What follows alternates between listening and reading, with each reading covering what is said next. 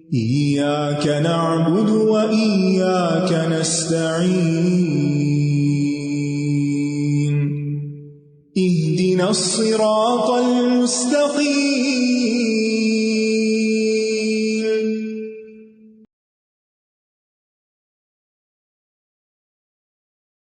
السلام علیکم ورحمۃ اللہ وبرکاتہ، نحمدہ ونصلی علی رسولہ الکریم، اما بعد فاعوذ باللہ من الشیطان الرجیم، بسم اللہ الرحمن الرحیم، رب اشرح لی صدری ویسر لی امری واحلل عقدۃ من لسانی یفقہوا قولی۔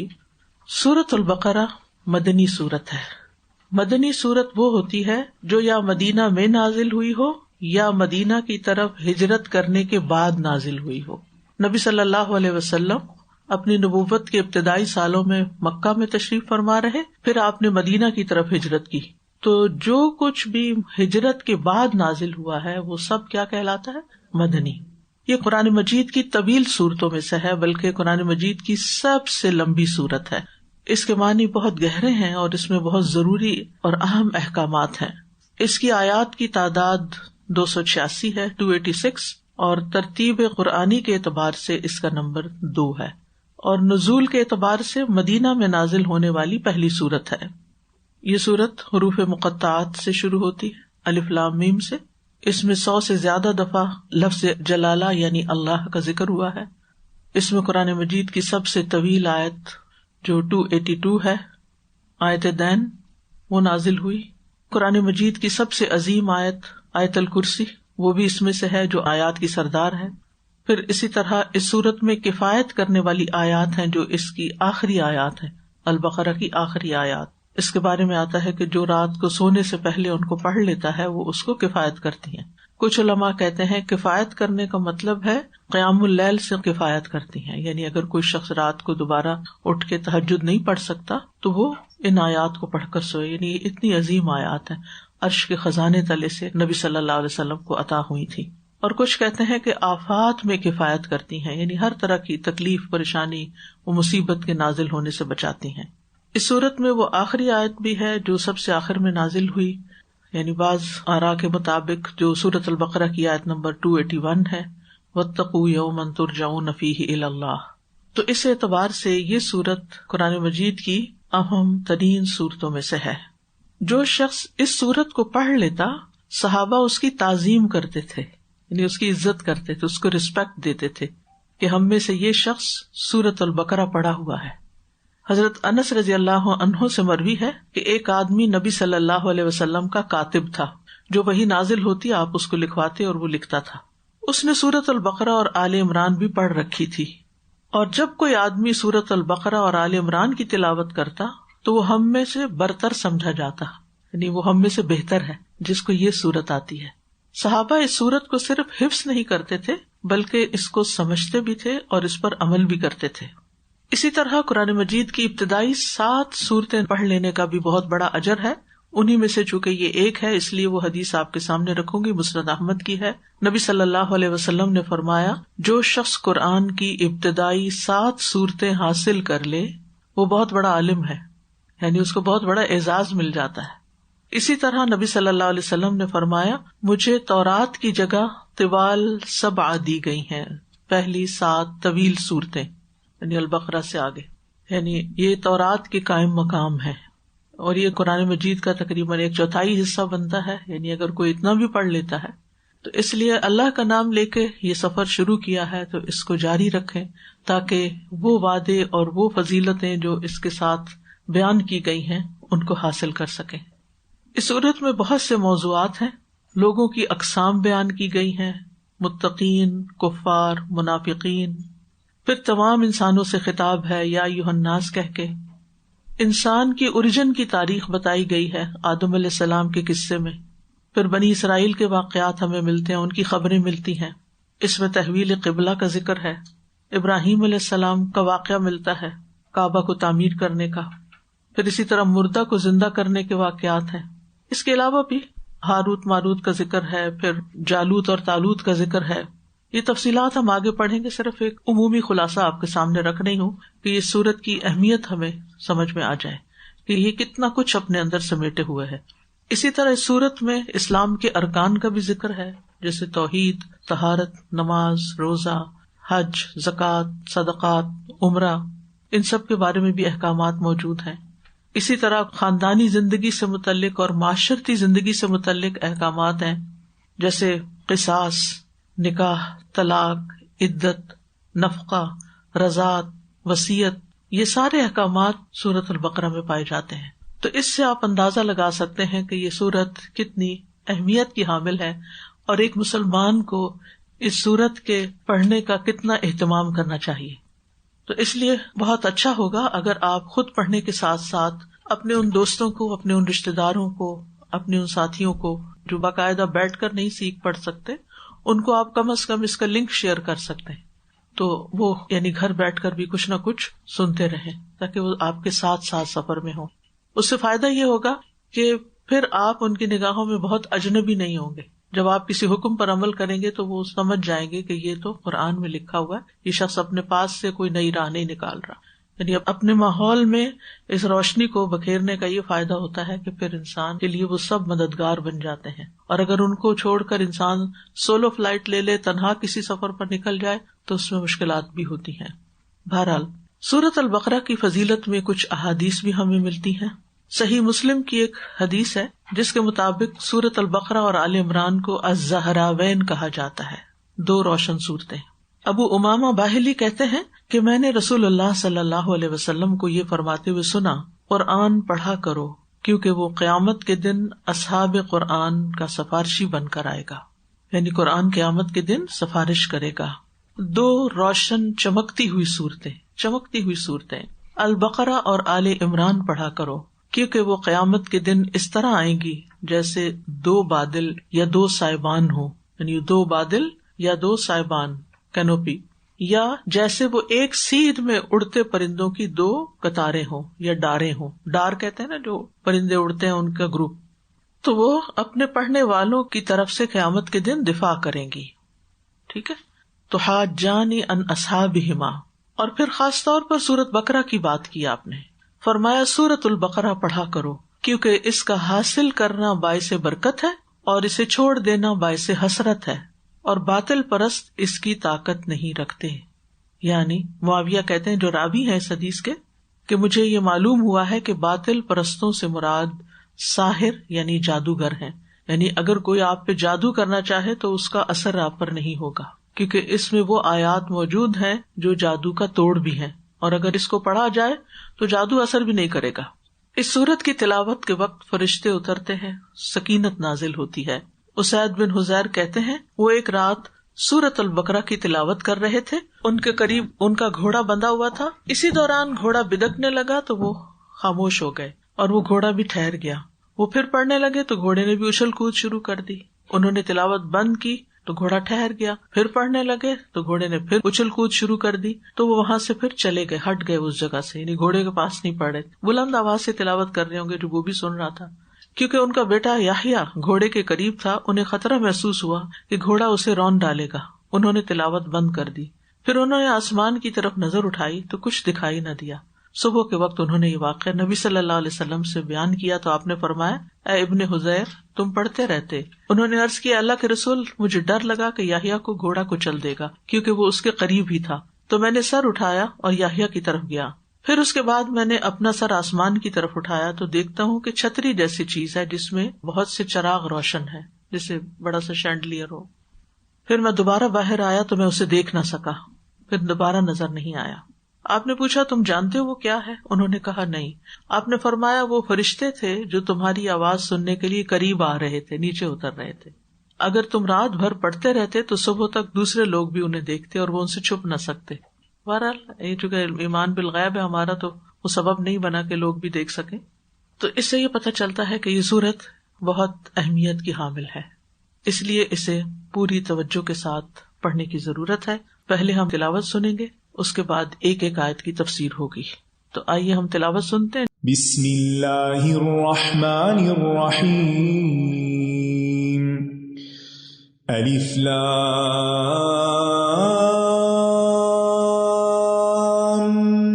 میم،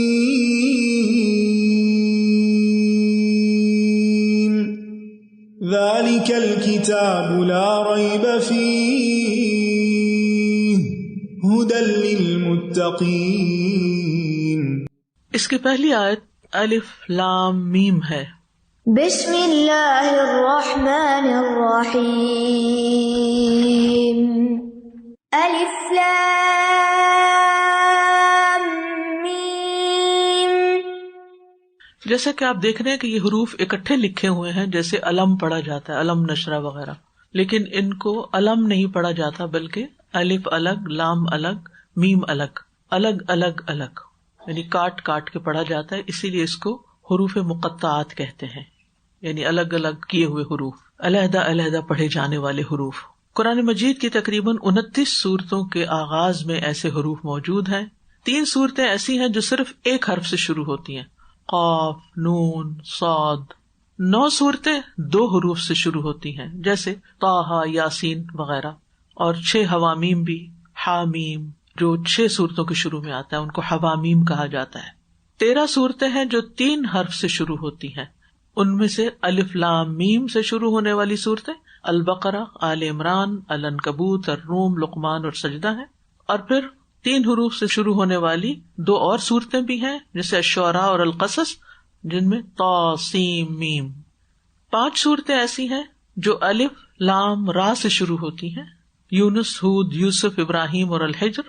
2 صورتیں ایسی ہیں جو 4 حروف سے شروع ہوتی ہیں، جیسے الاعراف، الف لام میم صاد، الرعد، الف لام میم را۔ 2 صورتیں 5 حروف سے شروع ہوتی ہیں، سورت مریم، جیسے کاف، ہا یا عین صاد، اور سورت شورا، حا میم عین سین قاف۔ ان حروف کا معنی کیا ہے؟ ان کے بارے میں جو راجح قول ہے، جس کو اپنے زمانے کے مفسر امام مجاہد نے بیان کیا ہے، کہ ان کا اپنا کوئی معنی نہیں، کیونکہ نبی صلی اللہ علیہ وسلم نے ہمیں ان کا کوئی معنی نہیں بتایا، تو ہم اپنے پاس سے کوئی ترجمہ نہیں بنا سکتے۔ عربی زبان ایک واضح زبان ہے، قرآن عربی زبان میں اترا بلسان عربی مبین، اور عربی زبان میں حروف تہجی کو الگ الگ پڑھنے کا معنی نہیں ہوتا، اس لیے ہمیں اس کے بارے میں سکوت اختیار کرنا چاہیے۔ سکوت کا مطلب ہے خاموش رہنا چاہیے، اور ان کے معنی جاننے کی کوشش نہیں کرنی چاہیے، اور ساتھ ہی یہ یقین بھی رکھنا چاہیے کہ اللہ سبحانہ تعالیٰ نے ان کو کسی مقصد، کسی حکمت کے تحت اتارا، کیونکہ قرآن مجید قیامت تک کے لوگوں کے لیے ہے، اس میں ہر دور کے لوگوں کے لیے نئی نئی چیزیں سامنے آتی ہیں، تو ہو سکتا ہے کہ کسی دور کے لوگوں کے لیے یہ ایک معجزہ ثابت ہو۔ حروف مقطعات قرآن کے اعجاز ہونے پر بھی دلیل ہے۔ اعجاز کا مطلب ہوتا ہے عاجز کر دینے والی چیز، معجزہ۔ قرآن مجید سارے کا سارا معجزہ ہے۔ قرآن مجید نے چیلنج کیا کہ کوئی جیسی 10 صورتیں لے آئے، لیکن لوگ عاجز ہو گئے۔ ایک صورت کے لیے کہا گیا وہ بھی نہیں لا سکے، اور پھر آیات کے لیے کہا گیا وہ بھی نہیں لا سکے، تو لوگ قرآن کے جیسا کچھ بھی نہ بنا سکے، اس کے لانے سے عاجز ہو گئے، حالانکہ یہ الف لام میم یعنی حروف سے ہی مل کر بنے ہیں، الفاظ اور الفاظ سے مل کر بنے ہیں آیات۔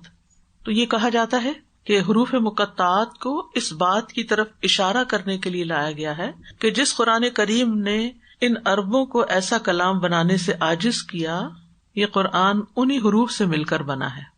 ان کے بارے میں ایک بات یاد رکھیے کہ عام طور پر سوائے چند ایکسیپشنل کیسز کے، جہاں بھی حروف مقطعات آتے ہیں اس کے بعد قرآن مجید کی بات ہوتی ہے، جیسا کہ ہم یہاں پر دیکھتے ہیں۔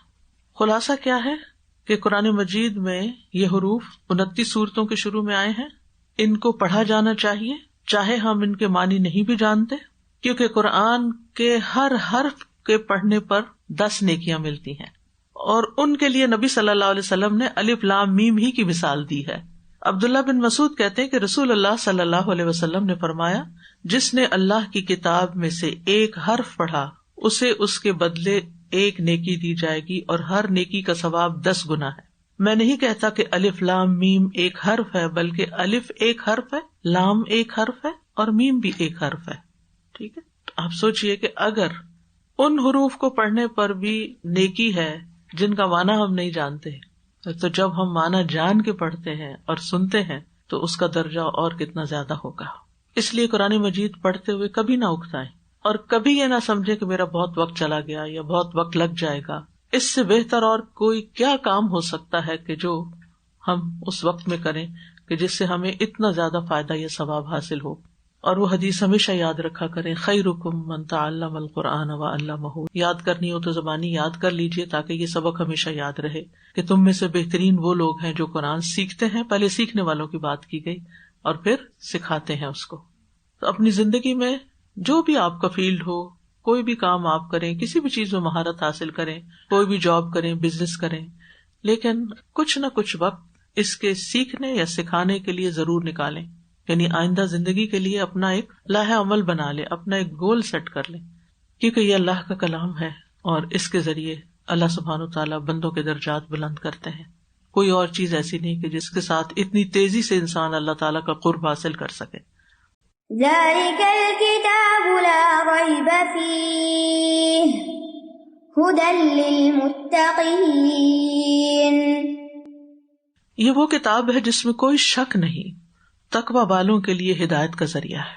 قرآن مجید کے آغاز میں ہی پورے یقین کے ساتھ یہ بات کی جا رہی ہے، ایک طرح سے اعلان کیا جا رہا ہے کہ یہ کتاب جو قرآن مجید ہے اس میں کسی قسم کا کوئی شک نہیں. کس بات میں شک نہیں؟ اس کے مضامین میں اور اس بات میں کہ اللہ کی طرف سے آئی ہے، یہ اللہ کا کلام ہے. ذالکہ کا لفظ جو ہے یہ اسم اشارہ ہے جو کسی محسوس یا معقول، محسوس کہتے ہیں جس کو ہم چھو سکیں، محسوس کر سکے، ٹچ کر سکے، اور معقول، محسوس کے اپوزٹ معقول کا لفظ ہوتا ہے جس کو ہم اپنی عقل سے پہچان سکے، جو ہماری عقل میں تو آئے لیکن ٹینجیبل نہ ہو، یعنی انٹینجیبل کہہ لیں، ان چیزوں کی طرف اشارہ کے لیے آتا ہے. اس کے اپوزٹ حاذا ہے. حاذا کا مطلب ہوتا ہے یہ، اور ذالکہ کا مطلب عام طور پہ کیا جاتا ہے وہ. تو جو چیز اپنی ذات کے اعتبار سے دور ہو یا مرتبے کے اعتبار سے بلند ہو، دونوں چیزیں دور اور بلند، اس کے لیے ذاکا اور ذالکہ کا لفظ استعمال ہوتا ہے. اب قرآن مجید اگرچہ ہمارے ہاتھ میں ہو، اگرچہ ہمارے دل میں ہو، تو یہ تو دور نہیں ہے، یہ تو ہمارے بہت قریب ہے، اس وقت ہاتھوں میں ہے تو دور تو نہیں ہے. تو پھر کیوں ذالکہ کا لفظ آیا؟ کیونکہ یہ بلند مرتبہ ہے، اس کی شان بلند ہے، اس لیے اس کو یہ سے نہیں وہ سے بات کی گئی. لیکن جب ہم اس کا ترجمہ کرتے ہیں تو ہم یوں بھی کر سکتے ہیں، یہ وہ کتاب ہے. ٹھیک، یعنی یہ کتاب جس وقت میرے ہاتھ میں ہے یہ وہی کتاب ہے جس میں کوئی شک نہیں. اور کتاب سے مراد کیا ہے؟ قرآن مجید. کتاب کا معنی ہے مکتوب، لکھی ہوئی چیز. اس کو 3 وجوہات کی بنا پر کتاب کا نام دیا گیا ہے. نمبر 1 کہ یہ کلام اللہ لوح محفوظ میں لکھا ہوا ہے. یہ لکھی ہوئی ہے کہاں؟ یعنی قرآن کو کتاب کیوں کہا گیا؟ حالانکہ یہ جبریل علیہ السلام نے نبی صلی اللہ علیہ وسلم کے دل پر نازل کی تھی، کتابی شکل میں نہیں آئی تھی، لیکن پھر بھی کتاب کہا گیا. کیوں؟ نمبر 1 کہ یہ لوح محفوظ میں لکھی ہوئی ہے. نمبر 2 یہ ان دفتروں میں بھی لکھی ہوئی ہے جو فرشتوں کے ہاتھ میں ہے، بِأَيْدِي سَفَرَةٍ كِرَامٍ بَرَرَةٍ، معزز فرشتوں کے ہاتھوں میں. اور تیسری یہ ان صحیفوں یا کاغذ میں بھی لکھی ہوئی ہے جو ہمارے ہاتھوں میں ہوتا ہے، اور اب موبائلز میں بھی لکھی ہوئی، اور آگے معلوم نہیں اور کیا ہوگا. ایک قول یہ بھی ہے کہ اس کو کتاب اس لیے کہا گیا ہے کیونکہ اس میں صورتیں جمع کی گئی ہیں، کیونکہ کتبہ کا ایک معنی جمع کرنا بھی ہوتا ہے. جب فوجوں کے گروپس جمع ہوتے ہیں تو ان کو کتیبہ بھی کہا جاتا ہے، کتائب اور کتیبہ. اور یہ رسول اللہ صلی اللہ علیہ وسلم کا معجزہ ہے. یہ کتاب 23 سال میں نازل ہوئی نبی صلی اللہ علیہ وسلم پر. کبھی ایک آیت آتی، کبھی دوسری آتی، اس کو چمڑے پر لکھا جاتا، اور پھر آپ نے اپنی زندگی میں ہی اس کو ترتیب کے ساتھ پورا لکھوا دیا. اگرچہ اس وقت اس شکل میں نہیں تھی جس میں ہم آپ آج دیکھتے ہیں. یعنی نبی صلی اللہ علیہ وسلم دنیا سے فوت ہوئے اور وہ ایک بک کی شکل میں نہیں تھی، وہ مختلف چیزوں پر لکھی ہوئی تھی، لیکن وہ جمع ہو چکی تھی، اس کی ترتیب بتائی جا چکی تھی. اور بعد میں پھر انشاءاللہ آپ پڑھیں گے کس طرح اس کو باقاعدہ ایک کتابی شکل دی گئی. اور اس وقت جب یہ نازل ہوئی تو اس کو کتاب کہا گیا. کتاب کہہ کر اللہ تعالیٰ اپنے نبی کو خبر دے رہے ہیں کہ یہ آئندہ ایک کتاب کی شکل میں بھی جمع ہوگی. وَهَذَا كِتَابٌ أَنزَلْنَاهُ مُبَارَكٌ مُصَدِّقُ الَّذِي بَيْنَ يَدَيْهِ. اور یہ کتاب جسے ہم نے نازل کیا بہت برکت ہے، تصدیق کرنے والی ہے اس کی جو اس سے پہلے یعنی پہلی کتابوں کی. تو اس وقت یہ قرآن کتاب کی شکل میں نہیں تھا، جبکہ اس کو اس وقت بھی کتاب کہا گیا. تو قرآن لکھی ہوئی کتاب ہے، اللہ کا کلام ہے جو لکھا گیا ہے. اس کی یہاں جو سب سے پہلی صفت بیان کی گئی ہے وہ ہے لا ریب فیہ، اس میں کوئی شک ہی نہیں. ریب ایسا شک ہوتا ہے جس میں تردد اور بے چینی پائی جاتی ہے، امام راغب کہتے ہیں ریب ایسے تردد اور وہم کو کہا جاتا ہے جس کی کوئی بنیاد نہ ہو. یعنی ایک معنی کیا ہے کہ بے چین کرنے والا شک، اور دوسرا وہ وہم تردد جس کی کوئی بنیاد نہ ہو اور ذرا سا غور کرے تو وہ دور ہو جائے. تو یہ ہر قسم کے شک کی نفی کے لیے، چھوٹے سے چھوٹا شک بھی اس میں شامل ہے. یہ جو لا ہے نا، لا ریبہ، یہ ہر قسم کے شک کی نفی کر رہا ہے، یعنی شک کی پوری جنس کی نفی کر رہا ہے. اس لیے اس کو لا جنس کی نفی کرنے والا لا ہے یہ، جس میں چھوٹا سے چھوٹا شک بھی ہو. Absolutely no doubt. یہ بات کیوں کہی گئی؟ کیونکہ کفار کا یہ اعتراض تھا کہ یہ نبی صلی اللہ علیہ وسلم نے اپنے پاس سے گھڑ لی ہے اور کسی غلام نے آپ کی مدد کی ہے اور اہل کتاب سے آپ نے سن کے یہ کتاب لکھوا لی ہے، اور اس قسم کی باتیں مشہور کی گئیں. لیکن کیا بتا دیا گیا کہ نہیں. اسی طرح مالک بن سیف ایک یہودی تھا، اس نے بھی مسلمانوں کے دلوں میں شکوک و شبہات پیدا کی، کیونکہ مدینہ میں یہود بھی رہتے تھے اور مسلمانوں کا ان سے انٹریکشن ہوتا تھا. تو وہ شکوک و شبہات پیدا کرتا تھا کہ یہ قرآن وہ کتاب نہیں جیسے پہلی کتابیں آئی تھی تورات وغیرہ، یا جس کی پہلی کتابوں میں خبر دی گئی تھی. تو اللہ سبحانہ وتعالیٰ نے پڑھنے والوں کا ابتدا میں ہی شک دور کر دیا کہ یہ اللہ ہی کی طرف سے آئی ہے اور اس میں کوئی شک نہیں، اور یہ اللہ تعالیٰ ہی کا کلام ہے. اور اس کی وضاحت قرآن مجید میں دیگر مقامات پر بھی ملتی ہے. سورہ سجدہ میں آتا ہے الف لام میم تنزیل الکتاب لا ریب فیہ من رب العالمین. الف لام میم، اس میں کوئی شک نہیں کہ اس کتاب کا نازل کرنا تمام جہانوں کے رب کی طرف سے ہے. جیسے کہ پہلے بھی میں نے عرض کیا تھا کہ قرآن کے ایک حصے کی تفسیر سب سے پہلے کہاں دیکھتے ہیں؟ قرآن مجید میں ہی دیکھتے ہیں کہ اس آیت کا مطلب کیا بیان کیا جا رہا ہے. تو لا ریب فیہ، یہاں بات بس اتنی ختم کر دی گئی. سورۃ سجدہ میں واضح کر دی گئی لا ریب فیہ من رب العالمین، اس میں کوئی شک نہیں کہ یہ رب العالمین کی طرف سے ہی آئی ہے. یعنی پورا یقین کر لو اس بات پر کہ یہ کتاب اللہ تعالیٰ کی طرف سے آئی ہوئی، یہ اللہ کا کلام ہے، یہ کسی انسان کی لکھی ہوئی نہیں، یہ کوئی معمولی چیز نہیں ہے. سورۃ النساء میں بھی آتا ہے وَلَوْ كَانَ مِنْ عِنْدِ غَيْرِ اللَّهِ لَوَجَدُوا فِيهِ اخْتِلَافًا كَثِيرًا. اگر یہ قرآن اللہ کے علاوہ کسی اور کی طرف سے ہوتا تو ضرور وہ اس میں بہت زیادہ اختلاف پاتے. 23 سال میں نازل ہوئی، کبھی ایک آیت نازل ہوتی، کبھی 2 آیتیں نازل ہوتی، پھر ان سب کو ایک جگہ اکٹھا کیا گیا. آپ اگر کوئی کام 23 سال کے عرصے میں کریں، کوئی کتاب لکھیں، کوئی کہانی لکھیں، کوئی پروجیکٹ 23 سال میں مکمل کریں، تو آپ دیکھیں گے کہ اس کا حشر کیا ہوتا ہے. کہ ایک دفعہ آپ کے عقل کا لیول کچھ ہوتا ہے، آپ کا امیجنیشن کچھ ہوتا ہے، دوسری دفعہ جب آپ پھر شروع کرتے پھر آپ اس کی کاٹ چھانٹ شروع کر دیتے ہیں، یہاں یہ ٹھیک نہیں لگ رہا، یہ ٹھیک نہیں. پہلی دفعہ بڑے کانفیڈنٹ ہوتے ہیں ہاں یہ ٹھیک ہے، کوئی غلط بات نہیں کرے، لیکن وہ آپ کو جچتا نہیں. پھر دوبارہ اگر آپ میں سے کوئی رائٹر ہے تو آپ کو معلوم ہوگا کہ رائٹنگ کبھی ایک دفعہ کر کے اس کو فائنل نہیں کیا جا سکتا. لیکن نبی صلی اللہ علیہ وسلم پر جو آیت ایک دفعہ اتری، آپ نے دوبارہ اس کے اندر کوئی کریکشن نہیں کرائی کہ وہ جو میں نے پہلے یہ آیت آپ کو لکھوائی تھی، میرا خیال ہے اس میں کچھ کمی رہ گئی، ذرا اس کو دوبارہ لکھ دیں. کوئی ایک چانس بھی ایسا نہیں ہوا. تو بہرحال جس چیز میں شک نہ ہو وہاں پھر کیا ہوتا ہے؟ یقین. شک کی نفی سے یقین کا معنی مراد ہے کہ یہ یقینی بات ہے کہ اللہ کی طرف سے ہے. تو نفی کا مقصد مدح کرنا ہے اور اس کا اپوزٹ ثابت کرنا ہے. تو یہ کتاب ایسے علم یقینی پر مبنی ہے جو شک و شبہات دور کرتا ہے، اور ہدایت جو ہے وہ صرف یقین ہی سے حاصل ہوتی ہے. ٹھیک ہے نا؟ یعنی آپ صحیح رستے پر اسی وقت چلتے ہیں جب آپ کو یقین ہو کہ یہی راستہ ٹھیک ہے، یہی کام ٹھیک ہے، یہی روڈ لینی چاہیے، مجھے ادھر ہی مڑنا چاہیے. اور اگر آپ کو شک ہو تو آپ کیسے ڈرائیو کرتے ہیں؟ تو پیچھے والے کو پریشان کرتے ہیں، کیونکہ آپ اپنی سپیڈ آہستہ کر لیتے ہیں پھر کہ مڑوں گے نہ مڑوں، اور کبھی اشارہ دے کے پھر بند بھی کر دیتے ہیں، اور پھر خود بھی کنفیوز ہوتے ہیں، دوسروں کو بھی کرتے ہیں. تو اس لیے اس یقین کے ساتھ اس کتاب کو پڑھیے کہ یہ اللہ کی طرف سے ہے اور بالکل سچ بتاتی ہے، ہر چیز کی حقیقت کھول کے بتا دیتی. کتاب مبین ہے. یہ ہدی للمتقین کیوں آئی ہے؟ متقی لوگوں کی ہدایت کے لیے آئی ہے. سورۃ الفاتحہ میں ہم نے دعا مانگی تھی اہدنا الصراط المستقیم، تو اللہ سبحانہ تعالیٰ نے دعا سن لی اور ہمیں یہ کتاب عطا کر دی کہ اگر ہدایت چاہیے تو اس کتاب کو تھام لو، جس میں کوئی شک نہیں، بالکل سچی کتاب ہے. اور ہدایت کی 2 اقسام ہیں، ایک عام ہدایت ہے، ایک خاص ہدایت ہے. عام ہدایت تو سب کے لیے ہے، قرآن مجید ہدی للناس ہے، سارے انسانوں کے لیے ہدایت ہے. اور ایک ہدایت خاص ہوتی ہے جو توفیق کی ہدایت ہوتی ہے، اور جہاں تک خاص ہدایت کا تعلق ہے تو وہ اللہ تعالیٰ ہی دیتا ہے. تو انسان کو چاہیے کہ جس چیز کا علم ہو جائے اللہ سے دعا کرے کہ اللہ مجھے اس پر عمل کی توفیق عطا کر دے. اور اسی لیے ہدی للمتقین ہے، ہدی للناس تمام انسانوں کی ہدایت کے لیے آئی ہے.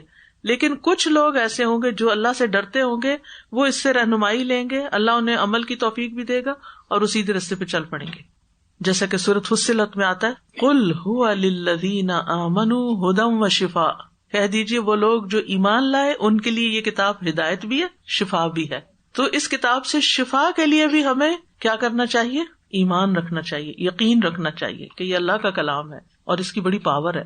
اللہ سبحانہ وتعالیٰ تو اپنی مخلوق میں سے ایک چھوٹے سے چھوٹے ذرے کی بھی رہنمائی کر رہا ہے، تو کیا وہ ہماری رہنمائی نہ کرے گا؟ دور جانے کے بجائے اپنے جسم کے اندر ہی دیکھیے کہ مائکرو لیول پر ہمارے جسم کے اندر ایک سیکنڈ میں کیا کیا ہوتا ہے اور وہ کون کر رہا ہے اور کون اس کو گائیڈ کر رہا ہے. ایک سیکنڈ میں ہماری باڈی کے اندر سے 5 ملین سیلز مر جاتے ہیں ایک سیکنڈ کے اندر، اور ساتھ ہی اتنے نئے بھی پیدا ہو جاتے ہیں. اسی طرح ایک سیکنڈ میں 2 ملین ریڈ بلڈ سیلز مرتے ہیں اور اتنے ہی پیدا بھی ہو جاتے ہیں نئے. اب آپ دیکھیے، ہم سو رہے ہوں، جاگ رہے ہوں، چل رہے ہوں، پھر رہے ہوں، ہمارا جسم کام کر رہا ہے، کون گائیڈ کر رہا ہے اس کو؟ کیا کرنا ہے اس نے؟ جس نے پیدا کیا. تو ہدایت جو ہے رہنمائی کرنے کے معنوں میں بھی ہے. تو قرآن ہدایت ہے، یعنی رہنمائی دینے والی کتاب ہے، توفیق دینے والی نہیں ہے. کیا کرنے والی ہے؟ رہنمائی کرنے والی، جسے ہدایت ارشاد کہا جاتا ہے، یعنی کہ گائیڈ کرنا، راہ دکھانا. تو جیسے میں نے ہدایت کا معنی سورۃ فاتحہ میں آپ کو بتایا تھا نا، راستہ دکھانا اور پھر منزل تک پہنچانا. یہ کتاب کیا کرتی ہے؟ راستہ دکھاتی ہے. اور منزل تک کون پہنچاتا ہے؟ اللہ تعالیٰ پہنچاتا ہے. اور وہ کس کو نصیب ہوتا ہے منزل تک پہنچنا؟ متقی لوگوں کو، تقوی والوں کو. تو یہ متقی لوگوں کے لیے رہنمائی کا کام کرتی ہے، گمراہی سے نکالتی ہے. متقی کون ہوتے ہیں؟ متقین کا لفظ جو ہے یہ اتقاء سے ہے. اتقاء کہتے ہیں 2 چیزوں کے درمیان رکاوٹ آ جانا. وقایا بیسی سے ہے، ڈھال. ترس کا لفظ بھی آتا ہے، اتقا بترسہ، اس نے ڈھال سے اپنا بچاؤ کیا، یعنی جس چیز سے وہ بچنا چاہتا تھا تو اس نے بیچ میں وہ ڈھال رکھ لی تاکہ اس تک نقصان دہ چیز نہ پہنچے. تو جو متقی ہوتا ہے وہ اللہ تعالی کے احکام مان کر اپنے اور اللہ کی ناراضگی اور جہنم کے بیچ میں کیا پیدا کر لیتا ہے؟ ڈھال پیدا کر لیتا ہے. تو تقویٰ کہتے ہیں حرام کاموں سے بچنے کو، فرائض کی ادائیگی کرنے کو، کیونکہ ایسا کرنے سے ہی انسان اللہ کی ناراضگی سے بچتا ہے اور جہنم کی آگ سے بچتا ہے. ابن عباس کہتے ہیں متقی وہ ہوتا ہے جو شرک، کبائر اور فواحش سے بچتا ہے، بے حیائی کے کاموں سے بچتا ہے. فیروز آبادی کہتے ہیں تقویٰ سے مراد ہر اس چیز سے پرہیز کرنا ہے جس میں نقصان ہو. کیا ہے؟ ہر اس چیز سے بچنا جس میں نقصان ہو، اور وہ ہے نافرمانی اور فضول کام. نافرمانی کے کام بھی اور فضول چیزیں، فضول باتیں، فضول کام، بیکار کے کام انسان کو نقصان دیتے ہیں. اور یہ بھی کہا گیا ہے کہ تقویٰ سے مراد لذتوں کو چھوڑنا اور خواہشات کی مخالفت کرنا، جس چیز کو بہت دل چاہ رہا اس کے اپوزٹ کرنا تاکہ اللہ کی ناراضگی نہ آئے، بچ بچ کی زندگی گزارنا. ابو ہریرہ سے کسی نے تقویٰ کے بارے میں پوچھا، انہوں نے کہا کیا تم کبھی ایسے راستے پہ چلے ہو جو خاردار ہو؟ تو انہوں نے کہا جی ہاں. تو انہوں نے کہا کیسے چلے؟ انہوں نے کہا کہ جب میں کانٹوں کو دیکھتا ہوں تو کترا کے نکل جاتا ہوں یا اوپر سے پھلانگ جاتا ہوں. فرمایا یہی تقویٰ ہے کہ ایسی چیزوں سے بچے انسان جو انسان کو اپنے اندر الجھا دینے والی ہوں. دل میں جو چیز کھٹک جائے اس کو بھی چھوڑ دینا چاہیے، مشکوک چیزوں کو چھوڑ دینا چاہیے، شبہات کو چھوڑ دینا چاہیے. اب یہاں پر یہ کہہ دیا گیا، شرط رکھ دی گئی ہے کہ ہدایت وہ پائیں گے جو، یعنی ہدایت توفیق، خاص ہدایت ان کو ملے گی جو بچنا چاہیں گے جہنم سے، جو گناہوں سے بچنا چاہیں گے. اوروں کو نہیں سوچے، متقین سے مراد کو خاص گروپ نہیں ہے. ہم اپنے اندر دیکھیں کیا واقعی ہم اللہ کی ناراضگی سے بچنا چاہتے ہیں؟ اللہ کی ناراضگی سے بچنے کے لیے ہمیں کیا کرنا چاہیے؟ یہ معلوم کرنا چاہیے کہ اللہ تعالیٰ ہم سے کیا چاہتے ہیں اور کس چیز سے روکتے ہیں. ایسا ہی ہے نا؟ اب سیکوینس میں دیکھیں، غور کریں. میں چاہتی ہوں کہ میں اللہ سبحانہ تعالیٰ کی ناراضگی سے بچ جاؤں، میں چاہتی ہوں کہ میں جہنم سے بچ جاؤں. ہمیں سے ہر ایک چاہتا ہے آگ سے بچ جائے، ٹھیک ہے نا؟ اس کے لیے مجھے کیا کرنا ہوگا اللہ کی ناراضگی سے بچنے کے لیے؟ یہ معلوم کرنا ہوگا کہ اللہ تعالیٰ کو کیا پسند ہے اور کیا پسند نہیں ہے. تو پھر میرے اندر ایک طلب پیدا ہوگی جاننے کی، علم حاصل کرنے کی اس طلب کے ساتھ جب میں قرآن کو پڑھوں گی تو مجھے احکامات سمجھ میں بھی آئیں گے اور عمل کو بھی میرا دل چاہے گا، اور الٹیمیٹلی اس کا ریزلٹ کیا ہوگا کہ اس برے انجام سے بچاؤ. اللہ تعالیٰ فرماتے ہیں یا ایھا الذین آمنوا ان تتقوا اللہ یجعل لکم فرقانا، اے لوگو جو ایمان لائے ہو، اگر تم اللہ سے ڈرو گے تو وہ تمہارے لیے حق و باطل میں فرق کرنے کی بڑی قوت پیدا کر دے گا، فرقان پیدا کر دے گا. تمہیں خود سمجھ میں آنے لگے گا صحیح کیا ہے اور غلط کیا ہے. اور ویسے بھی آپ دیکھیں کہ یہاں پر مومنین کہنے کی بجائے متقین کہا گیا، جو ایمان کے بعد اگلا درجہ ہے. یعنی اس کتاب سے فائدہ ایمان والے ہی اٹھاتے ہیں، اور متقی لوگوں کے لیے قرآن میں علمی اور عملی دونوں طرح کی ہدایت ہے. وہ اس سے رہنمائی بھی لیتے ہیں اور اس سے عمل کے اعتبار سے بھی ہدایت پکڑتے ہیں. یعنی یہ کتاب ان کے لیے علم اور عمل دونوں کے لیے رہنما ہے. تو اس آیت سے یہ پتہ چلتا ہے کہ قرآن مجید رہنمائی دینے والی کتاب ہے، گائیڈ بک ہے، لیکن اس سے رہنمائی لینے کے لیے ایک شرط ہے، اور وہ یہ کہ ہمارے اپنے اندر ایک طلب ہو، تقویٰ ہو، کہ ہم واقعی اس پر یقین رکھتے ہیں کہ اللہ کا کلام ہے اور یہ میرے فائدے کی ہے. نبی صلی اللہ علیہ وسلم نے فرمایا میں تم میں 2 چیزیں چھوڑ کے جا رہا ہوں، اگر انہیں مضبوطی سے پکڑے رکھو گے کبھی گمراہ نہیں ہوگے. اور وہ 2 کیا ہیں؟ ایک اللہ کی کتاب، دوسرے اس کے نبی کی سنت. صحیح مسلم کی روایت ہے، نبی صلی اللہ علیہ وسلم نے فرمایا اللہ عز و جل کی کتاب ہی اللہ کی رسی ہے، جو اس کی پیروی کرے گا وہ ہدایت پر رہے گا، جو اسے چھوڑ دے گا وہ گمراہ ہو جائے گا. اب یہ نہیں کہ ایک دفعہ آپ نے رسی پکڑی، 1 سال پکڑے رکھی، 2 سال پکڑے اور اس کے بعد چھوڑ دیا. جب چھوڑ دیں گے تو دل اللہ سے دور ہونا شروع ہو جائے گا. نبی صلی اللہ علیہ وسلم نے فرمایا آگاہ رہو اے لوگوں، میں ایک انسان ہوں، قریب ہے کہ میرے رب کا بھیجا ہوا میرے پاس آئے، یعنی فرشتہ، اور میں اسے قبول کر لوں، یعنی میں دنیا سے چلا جاؤں. اور میں تم میں 2 بھاری چیزیں چھوڑ رہا ہوں، ان میں سے پہلی اللہ کی کتاب ہے جس میں ہدایت اور نور ہے. تم اللہ کی کتاب کو پکڑے رکھو اور اس کے ساتھ مضبوطی سے جڑے رہو. اور آپ نے اللہ کی کتاب پر بہت زور دیا اور صحابہ کو خوب رغبت دلائی. اور دوسرے یہاں فرمایا جو میرے اہل بیت ہیں، میں تم لوگوں کو اپنے اہل بیت کے بارے میں اللہ کی یاد دلاتا ہوں، اللہ کی یاد دلاتا ہوں، اللہ کی یاد دلاتے ہیں، ان کے ساتھ حسن سلوک کرنا. قرآن مجید گمراہی سے بچانے کا ذریعہ ہے، یعنی ہدایت دینے کا تو ہے، گمراہی سے بھی بچاتی، دونوں طرح. پرفیکٹ کتاب ہے. قرآن مجید میں آتا فمن اتبع ہدایا فلا یضل ولا یشقی، جو میری ہدایت کے پیچھے چلا نہ وہ گمراہ ہوگا نہ مصیبت میں پڑے گا. تو اگر ہم چاہتے ہیں کہ قرآن سے ہدایت حاصل کریں تو پھر ہمیں کیا کرنا ہوگا؟ اپنے اندر تقویٰ لانا ہوگا، طلب لانی ہوگی. اور جب تقویٰ آئے گا تو ہدایت بھی ملے گی، اللہ کا ساتھ بھی ملے گا، اللہ کی محبت بھی ملے گی، اللہ اور اس کے رسول کی ولایت یا دوستی بھی ملے گی، کیونکہ اللہ متقین کا دوست ہے. گناہوں کی معافی بھی ملے گی، اعمال بھی قبول ہوں گے، معاملات بھی آسان ہوں گے، خوف و غم سے بھی نجات ہوگی، مشکلات سے نکلنے کا راستہ بھی ملے گا، آخرت میں بھی نجات ہوگی، جنت میں داخلہ آسان ہوگا. تو ہمیں دعا کرنی چاہیے اللہم انی اسألک الہدی والتقی والعفاف والغنی. ایک اور دعا بھی اللہم آت نفسی تقواہا وزکھا انت خیر من زکاہا انت ولیہا ومولاہا. وآخر دعوانا ان الحمد للہ رب العالمین. سبحانک اللہم وبحمدک اشہد ان لا الہ الا انت استغفرک واتوب الیک. السلام علیکم ورحمۃ اللہ وبرکاتہ.